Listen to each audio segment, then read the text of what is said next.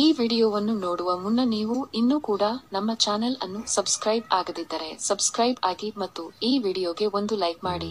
Hi friends, life line Kannada GK ಅಡ್ಡಾದ ಮತ್ತೊಂದು ವಿಡಿಯೋಗೆ ಸ್ವಾಗತ. ಸ್ನೇಹಿತರೆ, ಉತ್ತಮ ಪರಾಕಾಷ್ಠೆ ಹೊಂದಲು ಏನು ಮಾಡಬೇಕು?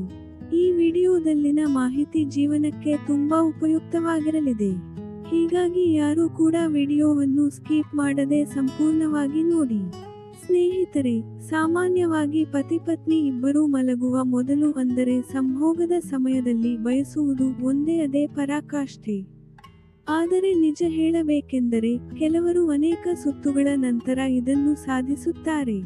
ಒಂದರ್ಥದಲ್ಲಿ ಪರಾಕಾಷ್ಠೆ ಸಾಧಿಸುವಾಗ ಸಂತೋಷವಾಗಿರಬೇಕೆಂದರೆ ಇಬ್ಬರೂ ಈ ಸಮಯದಲ್ಲಿ ಒಂದೇ ಭಾವ ಹೊಂದಿರಬೇಕಾಗುತ್ತದೆ.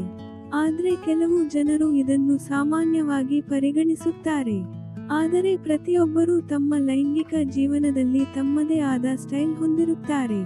ಆದ್ದರಿಂದ ಉತ್ತಮ ಲೈಂಗಿಕ ಅನುಭವವನ್ನು ಪಡೆಯಲು, ಅತ್ಯುತ್ತಮ ಪರಾಕಾಷ್ಠೆ ಪಡೆಯಬೇಕೆಂದರೆ ಈ ಸಲಹೆಗಳನ್ನು ನೀವು ಅಳವಡಿಸಿಕೊಳ್ಳಬೇಕು. ಸ್ನೇಹಿತರೆ, ಪುರುಷ ಮತ್ತು ಮಹಿಳೆ ಇಬ್ಬರೂ ಒಟ್ಟಿಗೆ ಪರಾಕಾಷ್ಠೆ ತಲುಪಬೇಕೆಂದರೆ ಮೊದಲಿಗೆ ಸರಿಯಾದ ಭಂಗಿ ಆಯ್ಕೆ ಮಾಡಿಕೊಳ್ಳುವುದು ಅವಶ್ಯಕವಾಗಿದೆ. ಒಂದೇ ತರಹ ಭಂಗಿ ಬೇಸರವಾದಾಗ ಒಬ್ಬೊಬ್ಬರು ಒಂದೊಂದು ರೀತಿಯ ಭಂಗಿಯಲ್ಲಿ ಸಂಭೋಗ ನಡೆಸಲು ಇಷ್ಟಪಡುತ್ತಾರೆ. ಆದರೆ ಸಾಮಾನ್ಯವಾಗಿ ಆಳವಾಗಿ ಲೈಂಗಿಕ ಕ್ರಿಯೆ ನಡೆಸಲು ಬಯಸುವ ಬಹುತೇಕ ಮಹಿಳೆಯರು ತಮ್ಮ ಸಂಗಾತಿಯ ಮೈ ಮೇಲೆ ಏರುವ ಮೂಲಕ ಪ್ರಾರಂಭಿಸುತ್ತಾರೆ. ಇದು ಸಂಗಾತಿಯನ್ನು ಆಕರ್ಷಿಸಲು ಮಹಿಳೆಯರಿಗೆ ಸರಿಯಾದ ಭಂಗಿಯಾಗಿದೆ. ಜೊತೆಗೆ ಈ ಭಂಗಿ ಪುರುಷನು ಉತ್ತಮ ಲೈಂಗಿಕ ಪ್ರಚೋದನೆಯನ್ನು ಅನುಭವಿಸಲು ಸಹ ಅವಕಾಶ ಮಾಡಿಕೊಡುತ್ತದೆ. ಹೀಗೆ ಈ ಭಂಗಿಯನ್ನು ಆರಿಸುವ ಮೂಲಕ ಪತಿ ಮತ್ತು ಪತ್ನಿ ಇಬ್ಬರೂ ಪರಸ್ಪರ ಸುಲಭವಾಗಿ ಪರಾಕಾಷ್ಠೆ ತಲುಪಬಹುದು. ಇನ್ನು ಹಸ್ತಮೈಥುನ ಬಗ್ಗೆ ಕೆಲವರಿಗೆ ಕೆಲವು ರೀತಿಯ ಕಲ್ಪನೆಗಳಿವೆ. ಆದರೆ ಹಸ್ತಮೈಥುನವು ಸ್ವಯಂ ಉತ್ತೇಜಿಸುವ ಕ್ರಿಯೆಯಾಗಿದ್ದು, ಅದು ನಿಮಗೆ ಅತ್ಯಂತ ಸಂತೋಷವನ್ನು ನೀಡುತ್ತದೆ ಮತ್ತು ನಿಮಗೆ ನಿಜವಾಗಿಯೂ ಏನು ಬೇಕು ಎಂಬುದನ್ನು ಅರ್ಥಮಾಡಿಕೊಳ್ಳಲು ಸಹಾಯ ಮಾಡುತ್ತದೆ. ಸ್ನೇಹಿತರೆ, ನೀವು ಹಸ್ತಮೈಥುನ ಮಾಡಲು ಪ್ರಾರಂಭಿಸಿದಾಗ ಅದಕ್ಕಿಂತ ಸಂತೋಷ ಯಾವುದೂ ಇಲ್ಲ ಅನಿಸತೊಡಗುತ್ತದೆ. ಯಾವುದು ಬೇಡ, ಬೇಕು ಎಂಬುದು ಗೊತ್ತಾಗುತ್ತದೆ.